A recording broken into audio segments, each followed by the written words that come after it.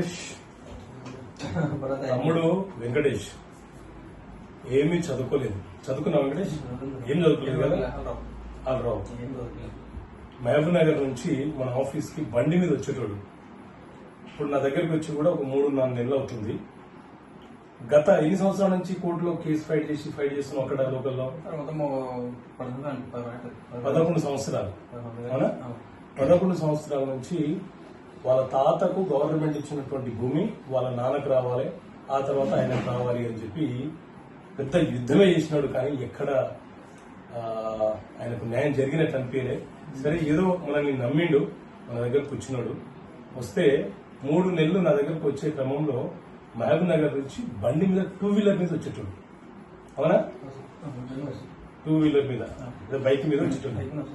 నేను ఆ సమస్యని గ్రహించిన తమ్ముడి కోసం కొంత వర్క్ చేసినాము. ఇప్పుడు పట్టా వచ్చిందా? పట్టొచ్చిందా? మొత్తానికి పట్ట సంపాదించినాడు. ఆయనకు 3 నెలల్లోనే సాధ్యమైనంత వరకు మేము ప్రయత్నం చేసినాము.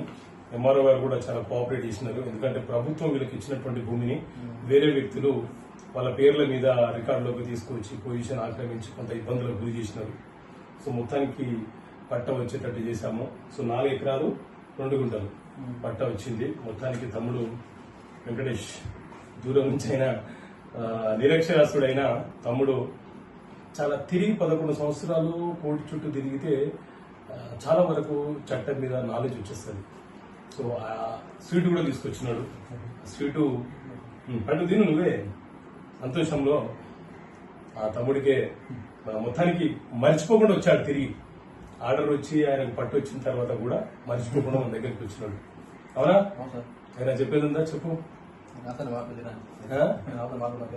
నవ్వు, ఏదైనా చెప్పు, మాట్లాడు.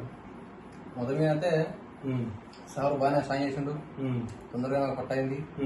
వచ్చి 3 నెలల కొద్దిగా తిరిగినా తొందరగా పట్టయింది. హ్యాపీ ఉంది. అందుకే అలా మళ్ళీ సాగిపోదామని వచ్చింది. హ్యాపీగా సంతోషంగా థ్యాంక్ యూ చెప్పిపోదామని స్వీట్లు పట్టుకొని వచ్చినాడు. Right. Thank you Venkatesh. Sir. ఓకేనా?